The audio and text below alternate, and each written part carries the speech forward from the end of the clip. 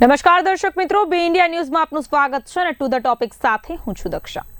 દર્શક મિત્રો, રાજ્ય સરકાર દ્વારા બજેટ સત્રનું કામચલાઉ ટાઈમ ટેબલ જાહેર કરી દેવામાં આવ્યું છે। જાહેરાત મુજબ આગામી 16 ફેબ્રુઆરીથી ગુજરાત વિધાનસભાનું બજેટ સત્ર શરૂ થશે અને 18 ફેબ્રુઆરીના રોજ નાણામંત્રી કનુભાઈ દેસાઈ રાજ્યનું વર્ષ 2026-27નું બજેટ ગૃહમાં રજૂ કરશે। તો જાહેર કરાયેલા ટાઈમ ટેબલ મુજબ 16 ફેબ્રુઆરીએ સત્રના પ્રથમ દિવસે રાજ્યપાલના સંબોધનથી સત્રની વિધિવત શરૂઆત કરવામાં આવશે। રાજ્યપાલના પ્રવચન બાદ ગૃહમાં શોકદર્શક ઉલ્લેખ રજૂ કરાશે અને જેમાં તાજેતરમાં અવસાન પામેલા પૂર્વ મહાનુભાવોને શ્રદ્ધાંજલિ પણ અર્પણ કરાશે। સામાન્ય રીતે બજેટ સત્રની શરૂઆતના એક દિવસ બાદ બજેટ રજૂ કરવાની પરંપરા રહી છે, જે મુજબ આ વખતે પણ સત્ર શરૂ થયાના બીજા દિવસે એટલે કે 18 ફેબ્રુઆરીએ નાણાકીય લેખાજોખા રજૂ થશે। બજેટ સત્ર દરમિયાન વિવિધ સરકારી વિધેયકો, રાજ્યપાલના સંબોધન પર આભાર પ્રસ્તાવ અને વિવિધ વિભાગોનો અંદાજપત્રીય માંગણીઓ પર વિસ્તૃત ચર્ચા અને વિચારણા કરવામાં આવશે। વિધાનસભા સચિવાલય દ્વારા બેઠકોની તારીખો, રજાઓ અને કામકાજના કલાકો અંગેનું વિગતવાર માળખું તૈયાર કરી દેવામાં આવ્યું છે। ઉલ્લેખનીય છે કે બજેટ સત્ર પહેલા કામકાજ સલાહકાર સમિતિની બેઠક 12 ફેબ્રુઆરીના રોજ વિધાનસભા ખાતે આયોજિત કરવામાં આવશે, જેમાં મુખ્યમંત્રી, નાયબ મુખ્યમંત્રી અને નાણામંત્રી હાજર રહેશે, જેમાં કોંગ્રેસના નેતા સહિત 10 લોકો બેઠકમાં હાજર રહેશે અને સત્ર દરમિયાન રજૂ થનારા બિલ અંગે પણ ચર્ચા થશે। તો બીજી તરફ આજરોજ અમદાવાદ મ્યુનિસિપલ કોર્પોરેશનના સુધારાવાળા બજેટની પણ રજૂઆત કરી દેવામાં આવી છે।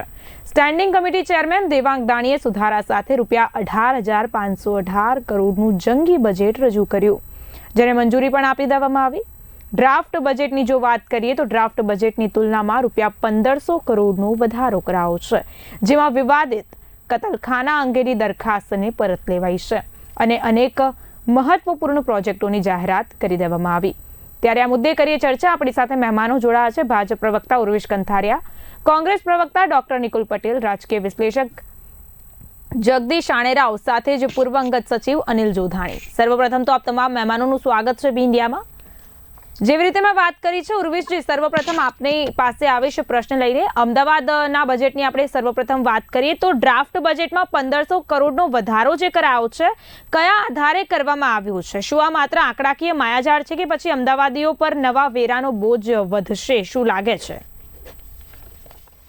અમદાવાદ મ્યુનિસિપલ કોર્પોરેશનનું જે આજે સ્ટેન્ડિંગ કમિટીની જે બજેટની વાત આવી, એમાં એક ખાસ મુદ્દો જે ધ્યાન કેન્દ્રિત કરે છે એ છે કે પ્રજા પાસેથી સૂચનો મંગાવવામાં આવ્યા અને લગભગ 2,607 જેટલા સૂચનોનો સૂક્ષ્મ અભ્યાસ કર્યા પછી જે કમિશનર શ્રીએ જે ડ્રાફ્ટ બજેટ રજૂ કર્યું હતું એમાં સુધારા કરવામાં આવ્યા છે અને એમાં આપે જે ઉદ્બોધનમાં શબ્દ જે કયો મહત્વપૂર્ણ, એ ખૂબ મહત્વપૂર્ણ સુધારા છે।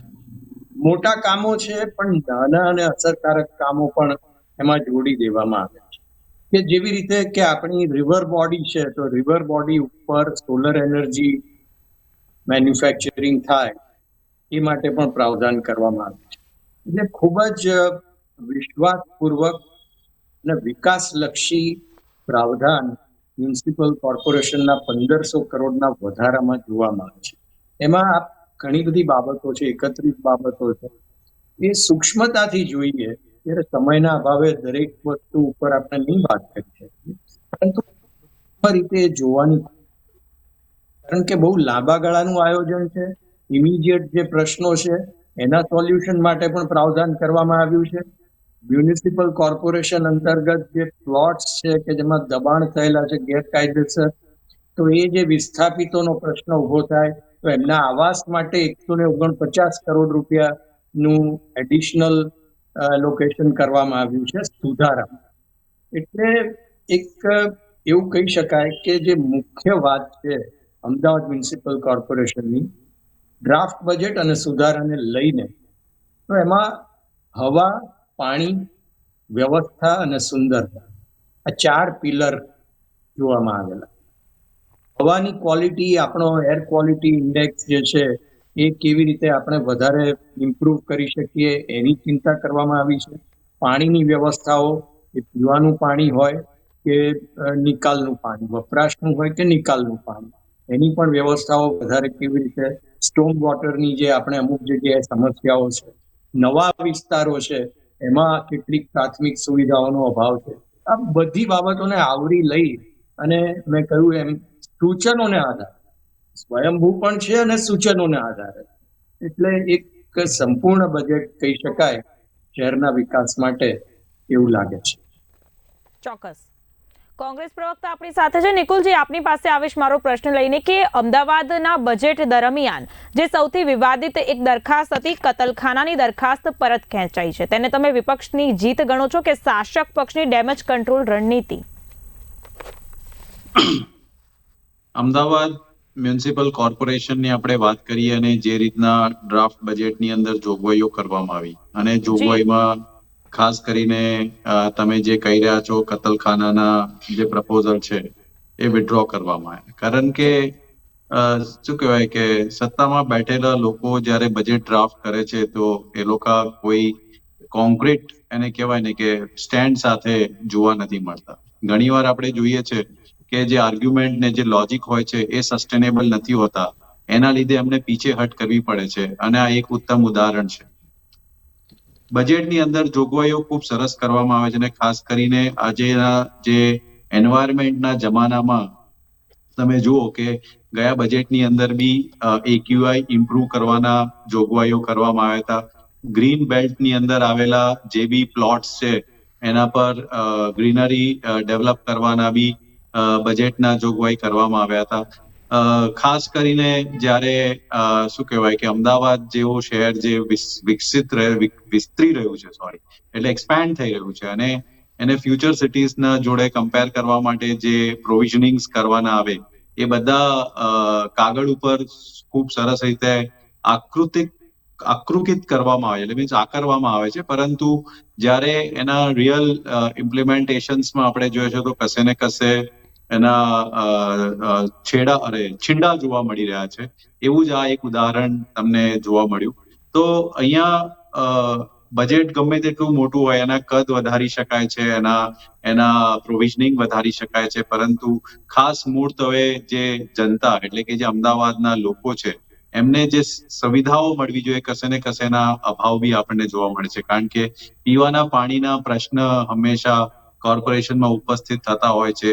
ત્યાર પછી રોડ રસ્તા ખોદી નાખવા, ખાડાઓ થઈ જવા, ખાડાઓમાં પડી જવાથી કોઈના મૃત્યુ થવા, આ બધા જે ચિંતાના વિષય છે તંત્ર કશે ને કશે એના અવગણી રહ્યા છે, એવું વિપક્ષ તરીકે અમારું હંમેશા ઓબ્ઝર્વેશન અને સૂચન હોય છે.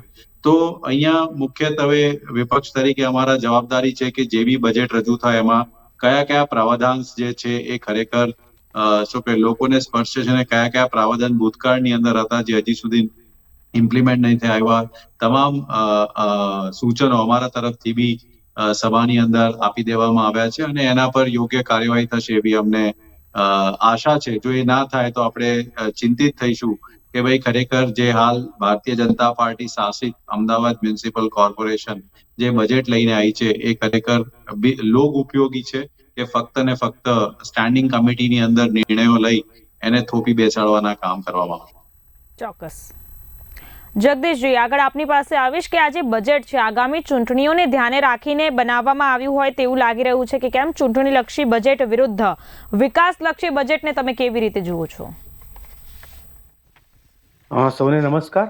જી, તમે જે પ્રશ્ન પૂછ્યો બજેટ લક્ષી, તો આ પ્રશ્ન કેવી રીતે ઉદ્ભવ્યો મને કંઈ સમજાતું નથી, કારણ કે આમાં એવું કંઈ લલચાવનારી બાબતો તો લાગતી નથી. નિકુલભાઈએ તો ઘણી બધી બાબતો કીધી જેમાં એવું લાગે કે આમાં કંઈ છે જ નહીં, એટલે એ પ્રશ્ન અસ્થાને છે. અને મને એવું લાગે છે કે આમાંથી શહેરી નગરજનોને કેટલો લાભ થાય, કેવી રીતે લાભ થાય એ પરિપ્રેક્ષ્યમાં જોઈએ અને એનો લાભ સમાજને મળે છે ને એ વોટ આપે છે એને ચૂંટણી લક્ષી ના કહી શકાય. જેમ કે તમને એક સીધું ઉદાહરણ કે આમાં મને જે ડાયરેક્ટ સ્પર્શે છે, ભલે નાની રકમ હશે, તો એડવાન્સ ટેક્સ પેમેન્ટ છે અત્યાર સુધી 10% મળતું, એના બદલે એમણે 12% કર્યું અને 3% ઓનલાઈનના છે, એટલે 15% સીધું રિબેટ મળે છે. મને સીધો ફાયદો એ છે. આ બધા લાખો નગરજનોને મળવાનું છે. હવે ચૂંટણી લક્ષી તો કંઈ છે જ નહીં. બીજી વસ્તુ, હું એકેડેમિક્સ ફિલ્ડમાં છું લગભગ 4 દાયકાથી. તો મને એક આનંદ થયો. આજે અમદાવાદ જે કર્ણાવતી પણ કહેવાય છે, એને 100 જેટલી અનુપમ સ્કૂલ, સ્માર્ટ સ્કૂલ છે. એમાંથી મોટા ભાગનાની મેં વિઝિટ કરી છે, કારણ કે હું યુજીસી નેક સાથે પણ સંકળાયેલો છું. એટલે અમારા કેચમેન્ટ એરિયામાં હું જતો હોઉં છું મારી રીતે, અથવા એનએસએસના કેમ્પના કારણે હું જતો હોઉં છું. તો સ્કૂલ્સ એટલી સારી છે, ટીચર્સને સારામાં સારી ટ્રેનિંગ આપવામાં આવી છે, સ્ટુડન્ટ્સ પણ એટલા સ્માર્ટ બન્યા છે જે સ્માર્ટ ક્લાસરૂમને અનુરૂપ હોય. એટલે એવું નથી કે લાવી દીધું પેલું સ્માર્ટ બોર્ડ અને પછી કઈ ઉપયોગ નથી થતો, એવું નથી.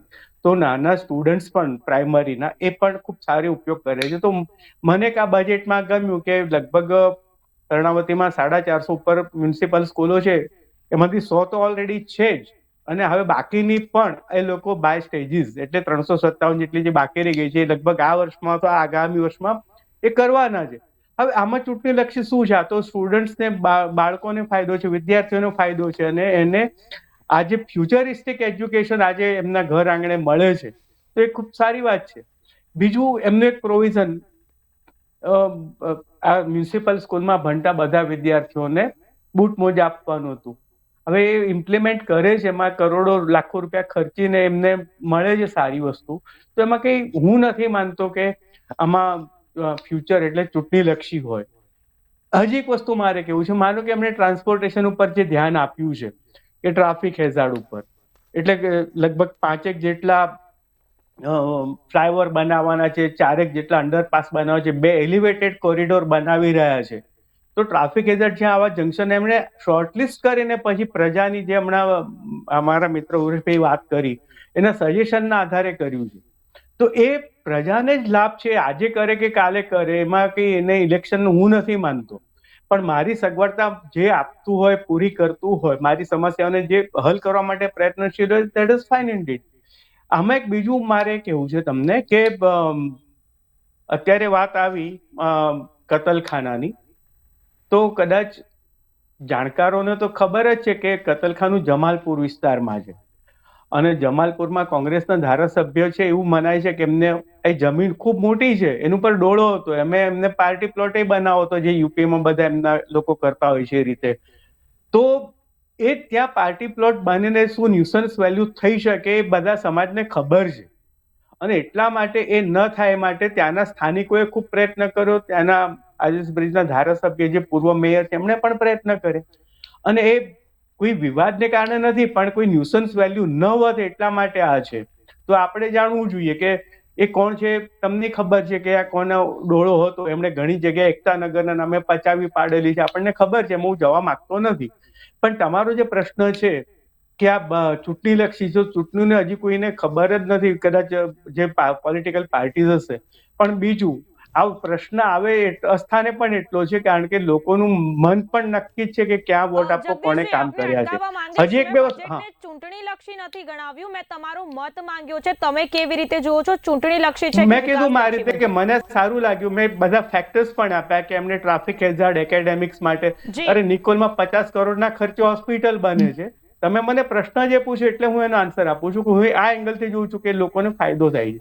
અને ચારે દિશામાં એવું નથી કે પૂર્વને કે પશ્ચિમને અન્યાય થયો છે. ચારે દિશામાં તમે નિકોલ જુઓ કે ખોડિયારનગર જુઓ, ઇન્દ્રપુરી જુઓ, બધે કોઈક ને કોઈક. અને હજી એક વસ્તુ કહું કે 4 ટ્રાન્સપોર્ટ હબ બનાવવા માંગે છે, જે ભારતમાં યુનિક હશે. તો એનું કદાચ પછી રાઉન્ડ કરીશ. આ સ્ટડી તમે કરશો તો તમને લાગશે ખરેખર સારું છે. એઝ અ સિટીઝન હું લગભગ એટલે કહું કે 40 વર્ષથી વોટર બન્યો છું, ત્યારથી I find this is the best, one of the best and futuristic budget. જી અનિલજી, આગળ આપની પાસે આવીશ કે 18,518 કરોડનું બજેટ કાગળ પર તો ભવ્ય લાગે છે, પણ શું અમદાવાદ મ્યુનિસિપલ કોર્પોરેશન પાસે આટલા મોટા પ્રોજેક્ટ્સ સમયસર પૂરા કરવા માટેનું વહીવટી માળખું તૈયાર છે? જે અંદાજપત્ર રજૂ થયું છે, મ્યુનિસિપલ કમિશનરશ્રીએ પ્લાનિંગ કરીને 1718 કરોડ રૂપિયાનું બજેટ રજૂ કર્યું હતું. જી. અને જીપીએમસી એક્ટના પ્રમાણે 96 પ્રમાણે સ્ટેન્ડિંગ કમિટી એના પર લગભગ સુધારા રજૂ કરતી હોય છે, અને કમિટીએ લગભગ 1500 કરોડ રૂપિયાના વધારા સાથે 18,518 કરોડનું બજેટ આજે સ્ટેન્ડિંગ કમિટીમાં મંજૂરી કર્યું છે. જ્યારે બજેટ રજૂ કરવામાં આવે તેમાં લગભગ 50 જેટલા ઠરાવો રાજનૈતિક સ્ટેન્ડિંગ પાર્ટીના કમિટીના આધાર પર નિર્ણય કરીને 50 જેટલા ઠરાવો બજેટની અંદર સુધારા સાથે રજૂ કર્યા છે અને અંદર બ્લુપ્રિન્ટ મૂકી છે કે અમે જે 1500 કરોડ રૂપિયાનો વધારો કર્યો છે એ વધારાના પૈસા આપે. પહેલા પ્રશ્નમાં ભાજપના પ્રવક્તાશ્રીને પૂછ્યું હતું કે આ 1500 કરોડ રૂપિયા તમારા કેવી રીતનું આયોજન છે, પણ માત્ર કોઈ પણ જાતના ટેક્સ વધારા વગર 1500 કરોડનું રેવન્યુ આવકમાં બજેટની અંદર બ્રેકઅપ આપ્યું છે. જૂની ટેક્સની આવક રિકવરી થશે, પ્રોફેશનલ ટેક્સમાં વધારો થશે, મ્યુનિસિપલ કોર્પોરેશનની નોન ટેક્સ રેવન્યુ આવકમાં વધારો થશે, એવા એક આંકડાકીય આયોજન સાથે અંદાજપત્ર રજૂ કરેલું છે. લગભગ તમે જુઓ તો બહુ સિપટતાપૂર્વક એમણે જે રજૂ કર્યું છે, તો આપણને એવું લાગે કે અમદાવાદ શહેરની અંદર કોમનવેલ્થ નું 2030માં આયોજન છે. તો કોમનવેલ્થ અને કોમન મેન આ બંનેને સાંકળીને ધ્યાનમાં રાખીને બજેટ કર્યું છે. હવે દરેક બધાને ખ્યાલમાં છે કે 5 વર્ષની ચૂંટણી પ્રક્રિયા પૂર્ણ થાય એટલે મુદત પૂર્ણ થયા પછી ચૂંટણી આવવાની જ છે. તો સ્વાભાવિક છે કે કોઈ પણ સામાન્ય પ્રોપર્ટી ટેક્સના વેરામાં વધારો નથી સૂચ્યો, કોઈ પણ બાકીના પ્રોફેશન ટેક્સની અંદર વધારો ચૂક્યો નથી, વ્હીકલ ટેક્સમાં વધારો નથી ચૂક્યો, થિયેટર ટેક્સ લેવામાં આવે છે એમાં વધારો નથી ચૂક્યો. એનો મતલબ એવો છે કે ભાઈ ચૂંટણીની પ્રક્રિયા આવતા દિવસોમાં થવાની છે, તો કોઈ બી રાજકીય પક્ષોએ પોતાની રીતે આયોજન કરતા હોય છે. અને જ્યારે ગુજરાતની અંદર આ પ્રકારનો કોમનવેલ્થનો મોટો ઇવેન્ટ આયોજન થવાનું હોય તો શહેરના આવતા દિવસના ઇન્ફ્રાસ્ટ્રક્ચર એની સાથે કોમન મેન, ધારો કે બ્રિજ બનાવવાની વાત થઈ તો શહેરને સ્લમ ફ્રી સિટી બનાવવા પણ વાત થઈ, ઇન્ફ્રાસ્ટ્રક્ચર ઉપર વાત થઈ, તો એની સાથે મ્યુનિસિપલ શાળાના મકાનોની બી વાત થઈ. શહેરનો સમતોલ વિકાસ, એવું નથી કે ભાઈ કોમનવેલ્થ પશ્ચિમ વિસ્તારમાં થવાનો છે તો ત્યાં જ વિકાસ, શહેરના પૂર્વ વિસ્તારના ઇન્ફ્રાસ્ટ્રક્ચર ઉપર પણ ફોકસ કરવામાં આવ્યું છે. અને જે કંઈ નાણાકીય આયોજન હોય છે એ નાણાકીય આયોજન તૈયાર કરવામાં આવે ત્યારે એની આવક કેટલી થશે, ખર્ચ કેટલા થશે, એની અંદર એસ્ટાબ્લિશમેન્ટમાં કેટલા પૈસા જશે. તો અમદાવાદ મહાનગરપાલિકાનું જે આ બજેટ છે તો એ બજેટની મુખ્ય બાબત એ છે કે દેશના 3 મહાનગરમાં ત્રીજા મહાનગરનું સૌથી મોટું બજેટ જવા જઈ રહ્યું છે. મુંબઈ મહાનગરપાલિકા, બેંગ્લોર અને ત્યારબાદની અમદાવાદ મહાનગરપાલિકાનું આટલું મોટું બજેટ છે. એટલે જે પ્રકારે ઇન્ફ્રાસ્ટ્રક્ચરના કામો ભૂતકાળની અંદર કોર્પોરેશને કર્યા છે, જે ધ્યાનમાં રાખીને કમિશનરશ્રીએ આયોજન કર્યું છે કે આ ઇન્ફ્રાસ્ટ્રક્ચર તૈયાર કરવામાં કોર્પોરેશનનું તંત્ર સજ્જ છે. અને ખાસ કરીને મોટા પ્રમાણમાં ચર્ચા થાય છે એક્યુઆઈ એર ક્વોલિટી ઇન્ડેક્સ ઉપર ફોકસ કરવા માટેના ગત વર્ષોના જે પરિણામ આવ્યા છે, તો આપણું જે ગ્રીન કવર હતું અમદાવાદ શહેરનું લગભગ 4 થી 5% હતું, આજે લગભગ 10 થી 12% થવા જઈ રહ્યું છે. એટલે નક્કર આયોજનના આધારે મિશન મિલિયન ટ્રી જેવા કાર્યક્રમોથી એક પરિવર્તન આવી રહ્યું છે. શહેરમાં ઇન્ફ્રાસ્ટ્રક્ચરની અંદર road develop, iconic road develop થઈ રહ્યા છે. રોડની અંદર સૌથી પહેલા અમદાવાદ શહેરની અંદર પીપીપી મોડલના પ્રોજેક્ટના આધારે આપણે એરપોર્ટ થી લઈને ઇન્દિરા બ્રિજ સુધીનો રોડ જે આઇકોનિક રોડ બન્યો એ પીપીપી મોડલના આધાર પર બન્યો. આવી પબ્લિક પ્રાઇવેટ પાર્ટનરશિપના આધારના નવા કન્સેપ્ટ અમદાવાદ મ્યુનિસિપલ કોર્પોરેશન દ્વારા બજેટમાં મૂક્યા છે. એટલે મને એવું લાગે છે કે ચૂંટણીનું વર્ષ છે એના કરતા પણ 2030નું અમદાવાદ શહેરના આયોજન જે થવાનું છે એને ધ્યાનમાં રાખી અને 2047નું વિકસિત ભારત થવાનું છે, એમાં ગુજરાત અને અમદાવાદ શહેરની ભૂમિકાને ધ્યાનમાં રાખીને લાંબા ગાળાના આયોજન અને ટૂંકા ગાળાના આયોજન આ બજેટની અંદર કરવામાં આવ્યા છે. જ્યારે બજેટનું કદ જોતા એવું લાગે કે 18,000 કરોડના અંદર 34% પૈસા એ વિકાસ કામો પાછળ ફાળવ્યા છે. તો આ વિકાસ કામો પાછળ ફાળવેલા 34 પૈસા એ બહુ મોટી રકમ છે. એ આદર્શ વહીવટનો નમૂનો ગણાઈ શકાય કે 34 પૈસા 100 પૈસામાંથી વિકાસ કામ પાછળ ટ્રાન્સફર થશે. એટલે 100% સાચા અર્થમાં આ તંત્રએ રજૂ કરેલું બજેટ મારી દ્રષ્ટિએ એક કોમનવેલ્થ નું બજેટ અને કોમન મેન નું બજેટ, આ બંને મુદ્દાને સ્પર્શતું બજેટ તૈયાર કરવામાં આવ્યું છે. છતાં પણ કોઈ પણ જાતના વધારાના કરવેરાનું આયોજન કરવામાં આવ્યું નથી.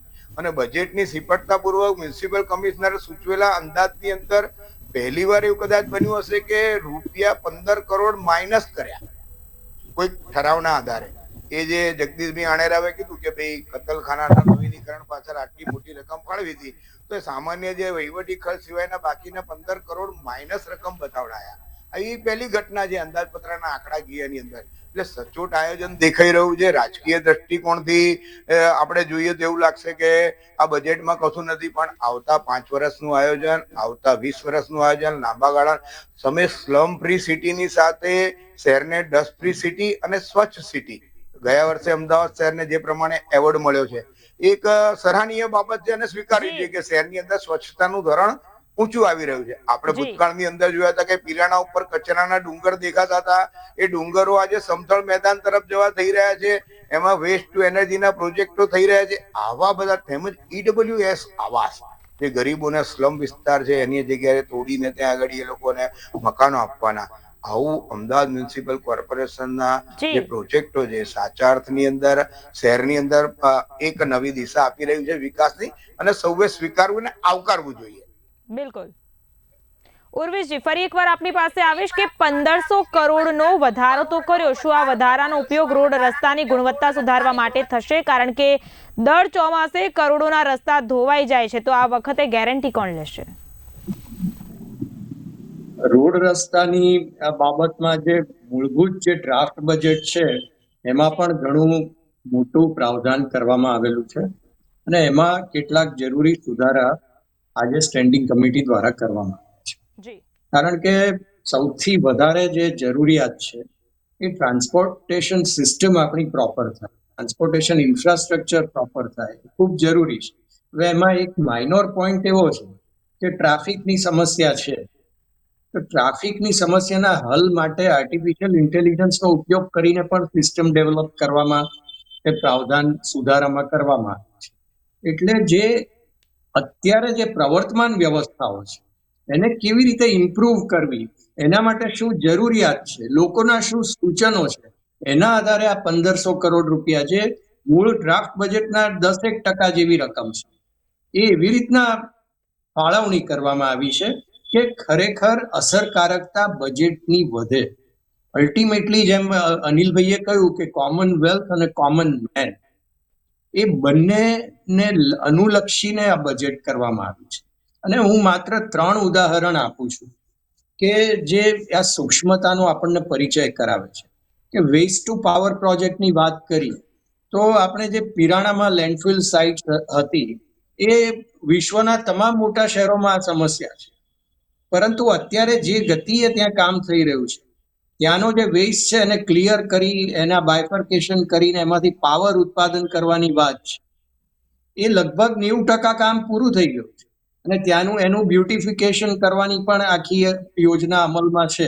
હવે એવી જ રીતે આ બજેટમાં પણ પ્રાવધાન કરવામાં આવ્યું છે કે જે કોઈ વેસ્ટ કલેક્શન સિસ્ટમ આપણી જે છે કે જે ઘરે ઘરેથી કચરો લઈને એ વ્યવસ્થા કરે છે નિકાલની, એમાં પણ પાવર એમાંથી કન્વર્ટ થાય અને પ્રોડક્ટિવ થાય, ઉત્પાદકતા વધે શહેરની, એ માટેનો પ્રયાસ કરવામાં આવે છે.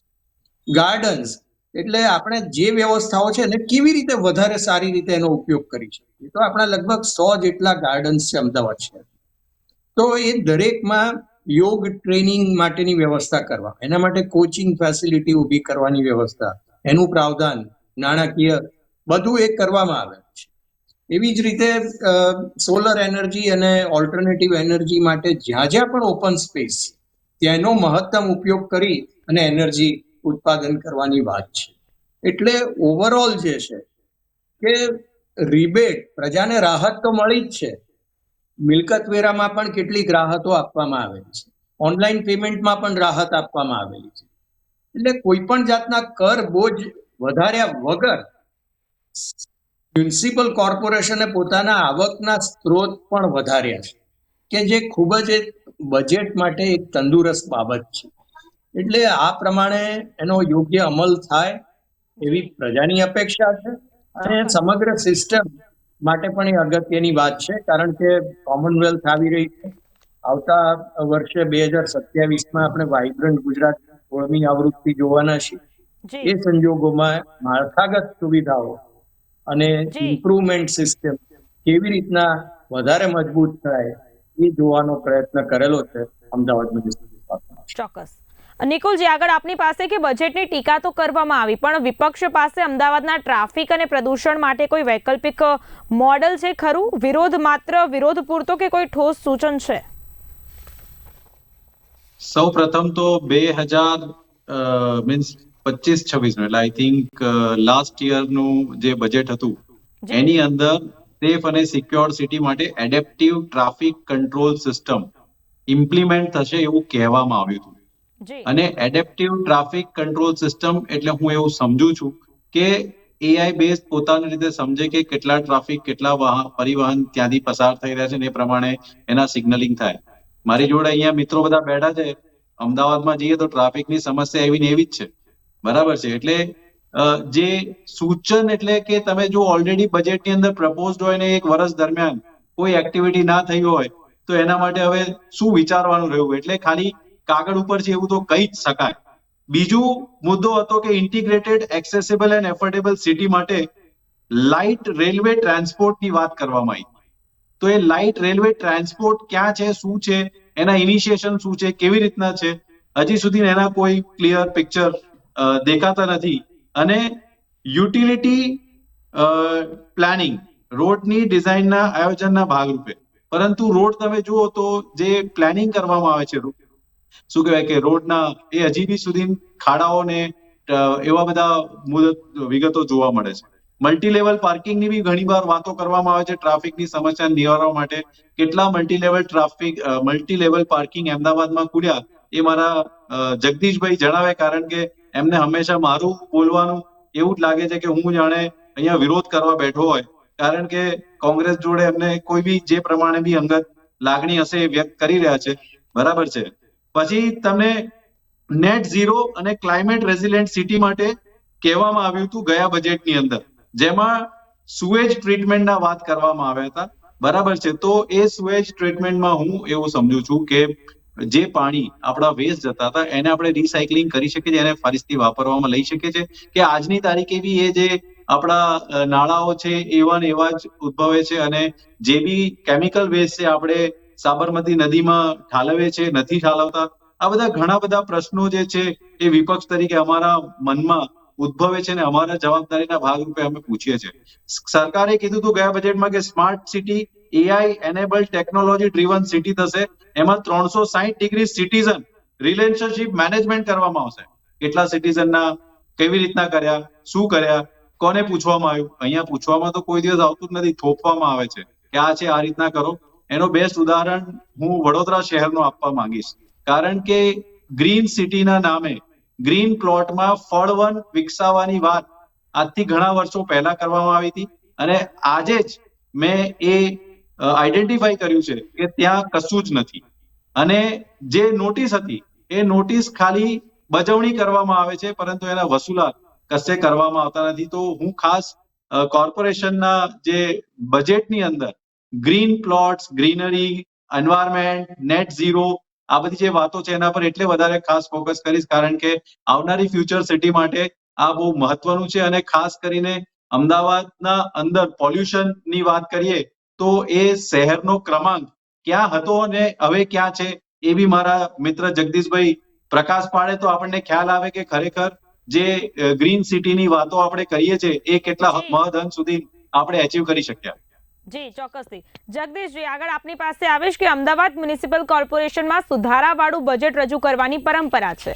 શું ડ્રાફ્ટ બજેટ રજૂ કરનાર કમિશનર અને મંજૂર કરનાર પોલિટિકલ પાંખ વચ્ચે તાલમેલનો અભાવ છે કે કેમ? અને બીજું કે કતલખાનાની દરખાસ્ત પરત ખેંચી, શું આગામી બજેટ સત્રમાં હિન્દુત્વના એજન્ડાને ધાર આપવાની તૈયારી છે કે કેમ? શું લાગે છે?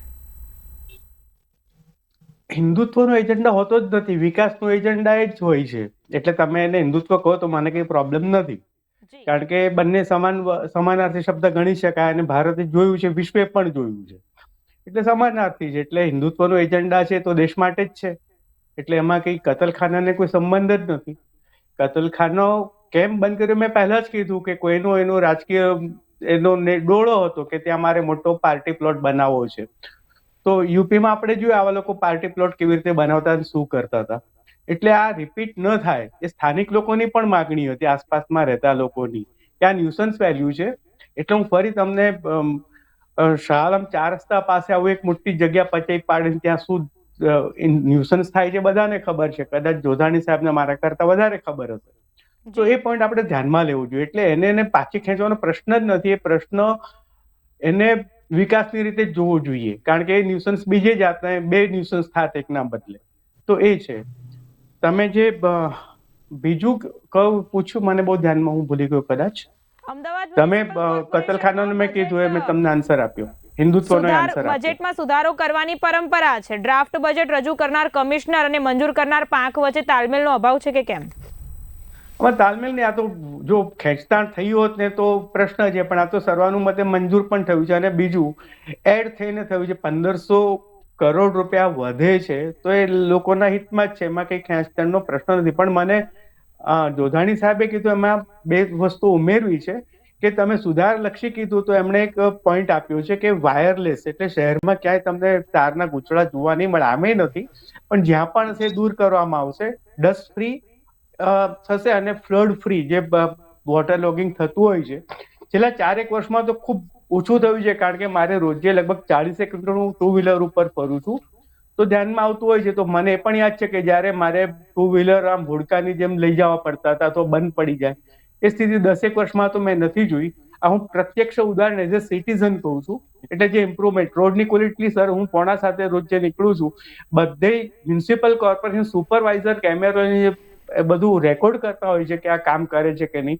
અને એટલા માટે તો અમદાવાદને ટોપ 5માં નંબર મળ્યો છે. સુધારલક્ષી આ છે કે એને ફ્યુચરિસ્ટિક કર્યું. માનો કે કેટલા 10 જેટલા નવા સ્પોર્ટ્સ કોમ્પ્લેક્સ આવે છે, દરેક એરિયામાં આવે છે.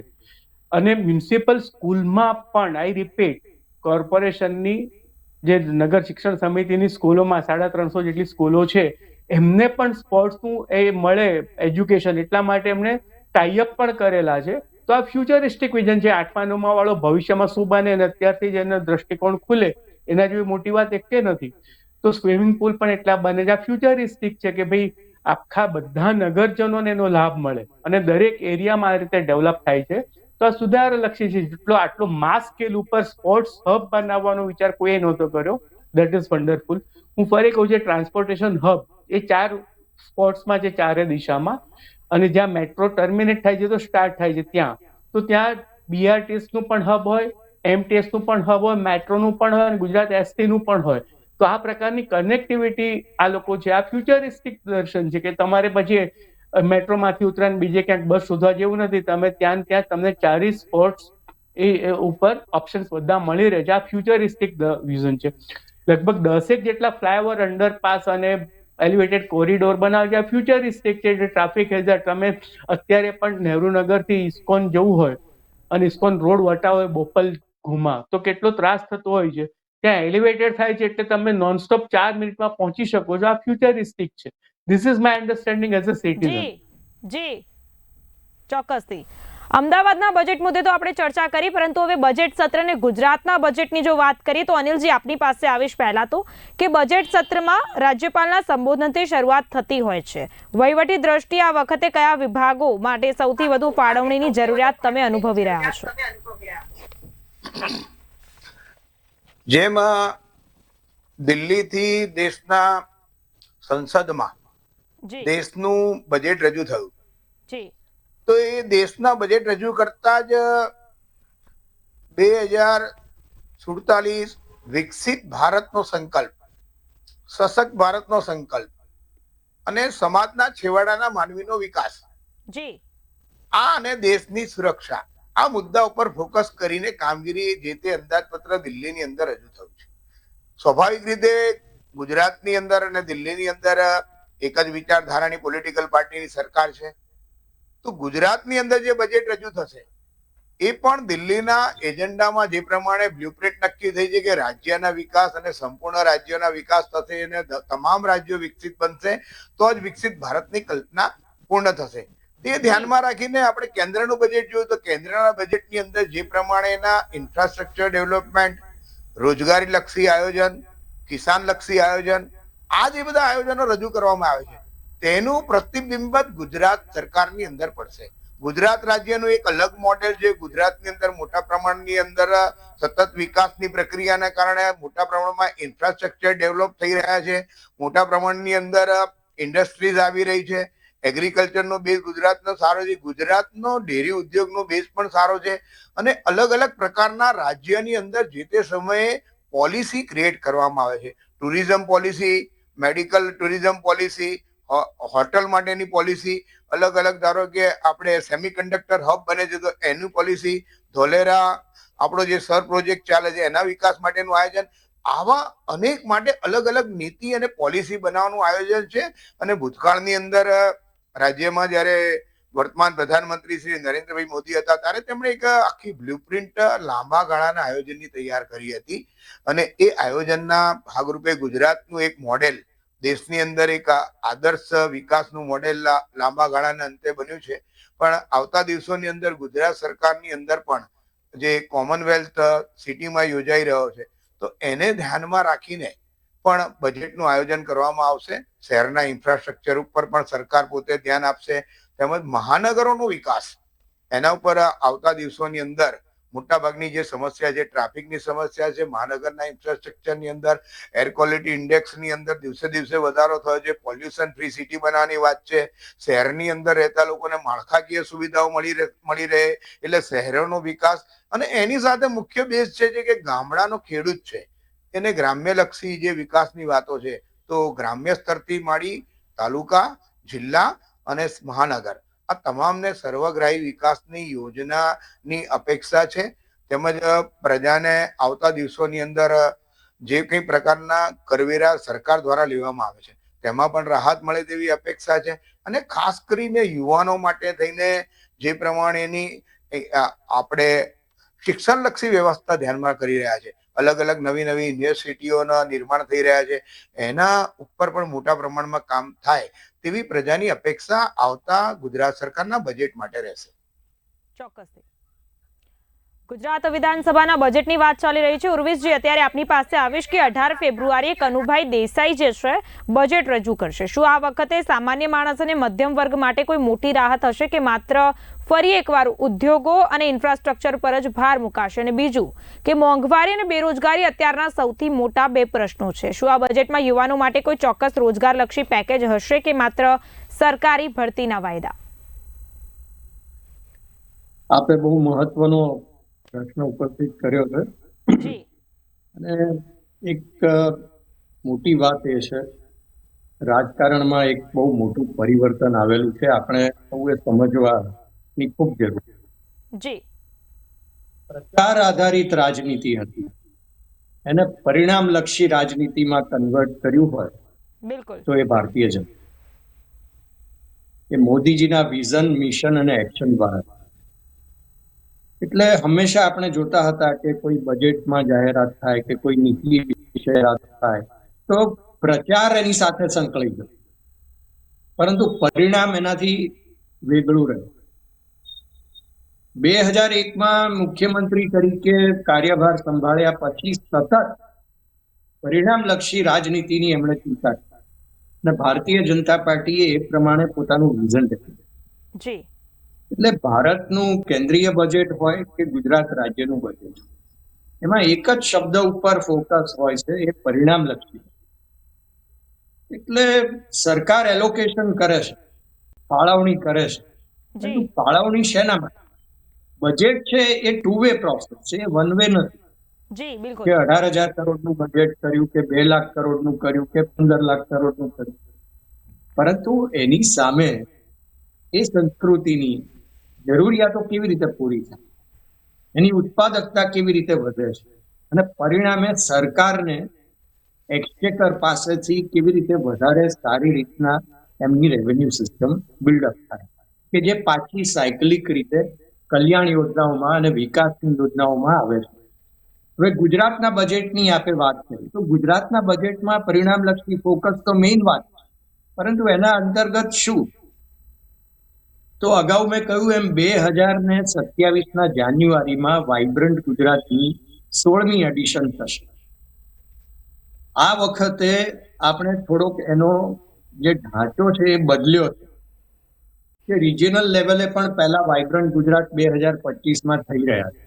સુરત છે, રાજકોટ છે, અમદાવાદ, વડોદરા, અને ત્યારબાદ એક શિખર સમિટ તરીકે જાન્યુઆરી 2027માં સમગ્ર ગુજરાતની વાઇબ્રન્ટ સમિટ થશે. તો ગુજરાતની સૌથી મોટી જરૂરિયાત શું છે? આપણે ઇન્ડસ્ટ્રીયલ સ્ટેટ છે, એન્ટરપ્રાઇઝિંગ સ્ટેટ છે, એમાં એન્ટરપ્રેન્યોરશિપ છે, ઘણા લોકો સ્વરોજગાર તરફ ગયા છે. આપણે રોજગારીની વાત કરી, પરંતુ મુદ્રા યોજના અંતર્ગત સમગ્ર રાષ્ટ્રમાં 50 કરોડ લોકો જોડાયા. કે જે સ્વનિર્ભર થઈ શક્યા, પોતાના પગભેર ઊભા થયા. 70% લોકો એમાંથી સક્સેસ થયા, એમ્પ્લોયર બન્યા છે. એમાં ગુજરાતનો પણ મોટો ફાળો.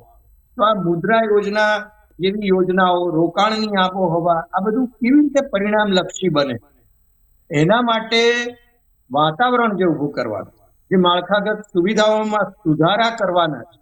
વિકાસ અને સુધારા બે એક સિક્કાની બે બાજુ.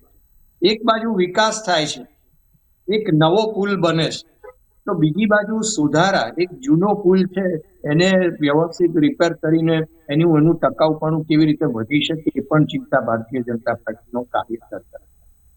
અને આ ફીડબેક સિસ્ટમ જાય છે, એના આધારે નાણાકીય પ્રાવધાન થાય છે અને સિસ્ટમ દ્વારા પણ એનો અમલ કેવી રીતે થાય છે એ બાબતે ધ્યાન આપવામાં આવે. હવે કેટલી ચોક્કસ અવ્યવસ્થાઓ કોઈક જગ્યાએ હોય અને એના માટે કેટલું સજાગ રહીને કામ, એ ગુજરાત સરકારનું પ્રાધાન્ય છે કે જેથી રોકાણલક્ષી આબોહવા બને કે જે અત્યાર સુધી આપણે મેન્ટેન કરી છે.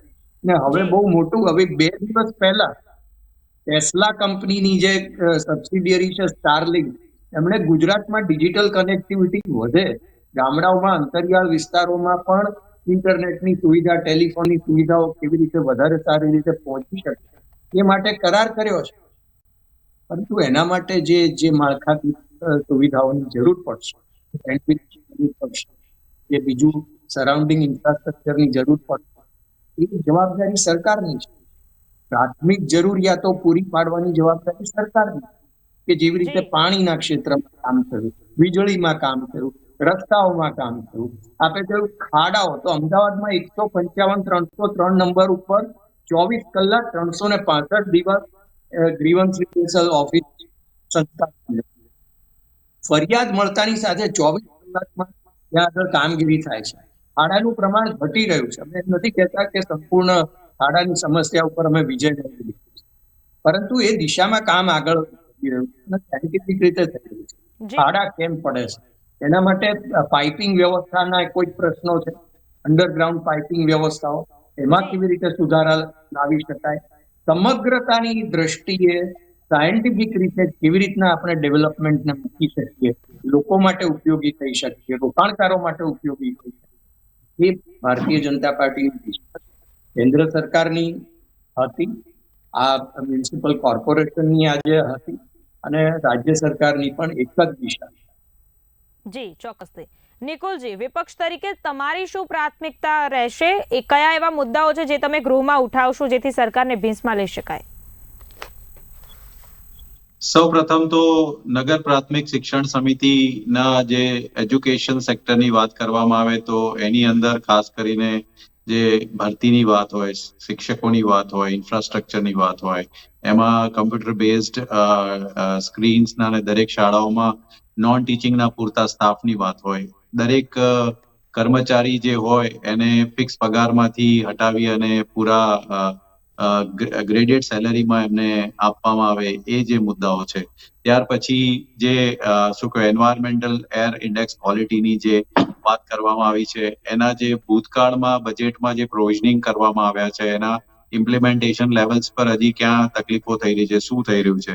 સ્માર્ટ સિટીની વાતો ઘણીવાર કરવામાં આવી, પરંતુ એના બજેટના નાણાંઓ ક્યાં સુધી ઇમ્પ્લિમેન્ટ થયા અને ક્યાં વપરાયા, જે હજી બી ડ્રોબેક છે, લેક્યુના છે, એ કયા કયા મુદ્દાઓ પર છે. તો આ સમગ્ર મુદ્દાઓ જે છે એ ડેફિનેટલી રહેશે. અને ખાસ કરીને શું કહેવાય કે લેક્સ ડેવલપ કરવાની વાત જે હતી ભૂતકાળમાં, જે ભૂતકાળમાં અમદાવાદ શહેરમાં જે લેક્સના જગ્યા હતા એના પુરાણ થઈ ગયા હોય અને પુરાણ થઈ ગયા પછી એના શું કહેવાય કે ત્યાં કોઈ પણ જાતના દબાણ હોય, એ કયા પ્રકારના છે. અને કારણ કે હેતુ ફેર કરવાના ઘણા કિસ્સાઓ તમને જોયું હશે કે કોર્પોરેશનની અંદર બહાર આવતા હોય છે અને હેતુ ફેર કોણ કરી રહ્યું છે, કેવી રીતના કરી રહ્યું છે, એવા જે મુદ્દાઓ છે એ ચર્ચાના મૂળભૂત વિષયો રહેશે. કારણ કે સમજી લો કે ટીપી જ્યારે બી ફાઇનલ થતા હોય તો એ ટીપીના અંદર ચોક્કસ એલોકેશન્સ લેન્ડના હોય છે અને લેન્ડ પ્રમાણેના કામગીરી ઘણીવાર ડેવલપમેન્ટ વખતે થતા નથી હોતા. એટલે એનાથી જે જાહેર જનતા છે, લોકોના જે મૂળભૂત સુવિધાઓના જે જરૂરિયાતો છે કશે ને કશે શું કહેવાય યોગ્ય પ્રમાણમાં એમને મળી નથી રહ્યા. પ્રાઇમરી હેલ્થ સેન્ટર્સ જે બેઝિક રિક્વાયરમેન્ટ છે કે હેલ્થ જે આ જેવી જેટલા પ્રભાવથી અર્બન એરિયાઝની અંદર હોવા જોઈએ એ નથી તેના લીધે લોકોએ પોતાના સ્વાસ્થ્ય માટે થઈ અને પ્રાઇવેટના સહારે જવા પડે છે. તો આવા ઘણા જે મુદ્દાઓ જે જનતાના મૂળભૂત પ્રશ્નો છે એને લઈને અમે શું કહેવાય સભાની અંદર જ્યારે બજેટના ચર્ચા થશે તો અમારા મુદ્દાઓ મૂકીશું. ચોક્કસ. જગદીશજી, આગળ આપની પાસે આવીશ કે ગુજરાત સરકારે વિકસિત ગુજરાત એટ 2047 નું લક્ષ્ય રાખ્યું છે. 2026-27 નું બજેટ તે દિશામાં મજબૂત પાયો નાખશે કે પછી રૂટીન આંકડાબાજી બની રહેશે? જગદીશજી, આપનો અવાજ નથી પણ તમે જી હા આવે છે હવે જી હા એટલે એનો આન્સર આપણને 18મી જ મળશે કે કેવા પ્રકારનું હશે. પણ મારે એક બે વસ્તુ આમાં એડ કરવી છે. જો તમે જે અપેક્ષા રાખતા હો તો માનો કે આ ફ્યુચરિસ્ટિક હોવું જોઈએ એટલે સ્ટાર્ટઅપ વગેરેને પ્રોત્સાહન આપે તો ઘણો ફાયદો થાય છે. ગુજરાતમાં જે સર વગેરે છે અથવા તો માઇક્રોચિપ્સનું હબ બની રહ્યું છે એને પ્રમોશન માટે કંઈક સ્કીમ આવે તો પણ વધારે સારું છે. ઓટો હબ બની રહ્યું છે. બીજું ટુરિઝમ હબ પણ બની ગુજરાતમાં ટુરિસ્ટોની સંખ્યામાં ખૂબ જંગી વધારો થયો છે. એ જ રીતે મેડિકલ ટુરિઝમ આજની અમદાવાદની સિવિલ હોસ્પિટલ જુઓ તો એમાં કેટલા બધા વિદેશથી અહીંયા સર્જરી માટે અથવા ટ્રીટમેન્ટ માટે આવતા હોય છે. તો એવા બીજા સેન્ટર્સ પણ વિકસે તો એ ફ્યુચરિસ્ટિક થઈ શકે, લોકોનો જ લાભ થવાનો છે. અહીંયા મારે બીજું એક એવું છે કે ગયા વખતે 3,71,000 કરોડ રૂપિયાનું કંઈક બજેટ હતું એટલે આ વખતે 4 લાખ કરોડને તો ક્રોસ કરશે જ, એમાં કઈ શંકા નથી કારણ કે એટલો રાઈઝ થતો હોય છે. પણ તમે જે પ્રશ્ન પૂછો છો એનો મારા આન્સર આ રીતે આપવો છે કે ગઈ વખતે કેપિટલ એક્સપેન્ડિચર લગભગ 22% હતું. તો આ વખતે એનાથી વધારો થાય તો એ જનતાની સુખાકારી માટે હશે. ટેક્સની વાત કરીએ તો હવે જીએસટી આવ્યા પછી ઇન્ડિવિજ્યુઅલ એવા આઇટમ્સ ઉપર ટેક્સનો કંઈ પ્રશ્ન રહેતો નથી. તો સરકારને જે પણ આવક થાય છે એમના કેપિટલ એક્સપેન્ડિચર વધે. જેમ કે હું શિક્ષણની વાત કરું તો ગયા બજેટમાં લગભગ 60,000 કરોડની પ્રોવિઝન હતું, એમાં વધે. અને બીજું એ આન્સર પણ આપે કે ભાઈ આ 60,000 કરોડનો કેટલો ઉપયોગ થયો, રાજ્યને શું લાભ થયો. એ પ્રમાણે તમે એક વાત કરી વિકસિત માટે, તો એના માટે એમને ઇન્ફ્રાસ્ટ્રક્ચર એક ફંડ પણ ઉભો કર્યું લગભગ 50,000 કરોડ રૂપિયાનું ગયા બજેટમાં કનુભાઈએ. તો એનો પણ એ આન્સર આપે અને ભવિષ્યમાં શું થઈ શકે એટલે તમારા પ્રશ્નોનો આન્સર આ રીતે આવી શકે. બીજું એક મને આનંદની વાત એ થાય છે કે એમનું સતત 5મું બજેટ છે. મારી ઇમ્પ્રેશન પ્રમાણે 30 વર્ષ પહેલા કોઈએ 5 બજેટ આપ્યા હોય એ શક્ય નથી. હાઈએસ્ટ નંબર છે નીતિનભાઈનો 9 બજેટ આપ્યા છે, આ 5મો નંબર છે. તો 30 વર્ષ પહેલા 2 બજેટ એમાં તો હાઈ વોય થઈ જતી હતી. આ કન્ટિન્યુટી છે ને પોલિટિકલ સ્ટેબિલિટીનું એક આપણે રિફ્લેક્શન માની શકાય. ચોક્કસથી. અનિલજી, આગળ આપણી પાસે આવીશ કે બજેટમાં અંદાજપત્રીય જે માંગણીઓ છે તેની પર ચર્ચા થાય છે, પણ ઘણીવાર આવા સમયના અભાવે બધી માંગણીઓ પર ચર્ચા કર્યા વગર જ પસાર થઈ જાય છે. ત્યારે વહીવટી પારદર્શિતા માટે આ કેટલું યોગ્ય? જે બજેટની સંપૂર્ણ ચર્ચા થતી હોય છે એમાં જે અંદાજો રજૂ કરવામાં આવે છે, જે તે ખાતાની માંગણીઓ રજૂ કરવામાં આવતી હોય છે, એના ઉપર માત્ર ને માત્ર મીડિયાની અંદર ચર્ચા કરવી એના કરતા હાઉસની અંદર નક્કર રીતે વિરોધ પક્ષના જે તે સભ્યો છે તેમણે પોતાની બ્લુપ્રિન્ટને પણ રજૂ કરવાનો પ્રયાસ કરવો જોઈએ. વાસ્તવિક રીતે ધારો કે જીઆઈડીસી માટેની કોઈ પોલિસી તૈયાર થઈ હોય છે, ઇન્ફ્રાસ્ટ્રક્ચર માટેની પોલિસી તૈયાર થઈ હોય છે, ત્યારે મત પ્રગટ કરીને રાજ્યના સર્વાંગી વિકાસની અંદર યોગદાન આપવા માટેનો પોતાનો મત રજૂ કરવો જોઈએ. પણ વાસ્તવિક રીતે મોટા ભાગે જ્યારે આવા બજેટના જે તે વિભાગ ઉપર ચર્ચા થતી હોય છે તેવા ઉપર માત્ર ને માત્ર ચર્ચા કરવાને બદલે ભૂતકાળની અંદર આમ થયું ને આ સરકારમાં આમ થયું ને આમાં આમ થયું એવી ચર્ચા કરવાને બદલે નક્કર બજેટ ઉપર ચર્ચા થાય ત્યારે દરેક વિરોધ પક્ષે પણ પોતાના સૂચનોને યોગ્ય રીતે રજૂ કરવા જોઈએ કે વાસ્તવિક રીતે ગુજરાતની અંદર આ થયું છે ને આ નથી થયું. મોટાભાગના દરેક વિભાગો ઉપર સરકાર દ્વારા બહુ વ્યવસ્થિત રીતે આવતા દિવસોને જરૂરિયાત રહીને ફોકસ કરીને બજેટને તૈયાર કરતા હોય છે, પરંતુ તટસ્થ ચર્ચાનો આગ્રહ અને મોટા ભાગે આપણે જોતા હોઈએ છીએ કે બજેટના ડિબેટ દરમિયાન મોટા ભાગે ભાગ લેતા ધારાસભ્યો એ પોતાના વિસ્તારને પૂરતી રજૂઆત કરતા હોય છે કે મારા વિસ્તારમાં આમ નથી, મારા વિસ્તારમાં આમ નથી. જ્યારે રાજ્યનું બજેટ રજૂ થતું હોય તો રાજ્યની સંપૂર્ણ વ્યવસ્થા ઉપર વિરોધ પક્ષથી માંડીને દરેક લોકોએ ચર્ચા કરવી જોઈએ કે આવતા દિવસોની અંદર ગુજરાતની અંદર ઓટોમોબાઈલનું હબ બની રહ્યું. જી બિલકુલથી અમદાવાદ મ્યુનિસિપલ કોર્પોરેશન દ્વારા આજરોજ જે બજેટ રજૂ કરવામાં આવ્યું છે સુધારાવાળું, સાથે જ આગામી સમયમાં રાજ્યનું જે બજેટ રજૂ થવાનું છે તેની પર આપણે ચર્ચા કરી રહ્યા હતા, પરંતુ સમયનો અભાવ હોવાના કારણે આ ચર્ચાને અહીં જ વિરામ આપી દેવું પડે તેમ છે. તમામ મહેમાનો ખૂબ જ કિંમતી સમય આપીને અમારી સાથે જોડાયા તે બદલ આપનો ખૂબ ખૂબ આભાર. નમસ્કાર. જી, તો દર્શક મિત્રો, જેવી રીતે આપણે ચર્ચા કરી રહ્યા હતા કે રાજ્ય સરકાર દ્વારા બજેટ સત્રનું કામચલાઉ ટાઈમ ટેબલ જાહેર કરી દેવામાં આવ્યું છે, જેની જાહેરાત મુજબ 16 ફેબ્રુઆરીથી ગુજરાત વિધાનસભાનું બજેટ સત્ર શરૂ થશે અને 18 ફેબ્રુઆરીના રોજ નાણામંત્રી કનુભાઈ દેસાઈ રાજ્યનું વર્ષ 2026-27નું બજેટ ગૃહમાં રજૂ કરશે. તો બીજી તરફ અમદાવાદ મ્યુનિસિપલ કોર્પોરેશન દ્વારા પણ આજરોજ સુધારાવાળા બજેટની રજૂઆત જે છે કરી દેવામાં આવી છે. ટુ ધ ટોપિકમાં અત્યારે બસ આટલું જ. વધુ માહિતી સાથે થશે પુનઃ મુલાકાત. ત્યાં સુધી જોતા રહો બી ઇન્ડિયા, ભરોસો ગુજરાતનો. નમસ્કાર.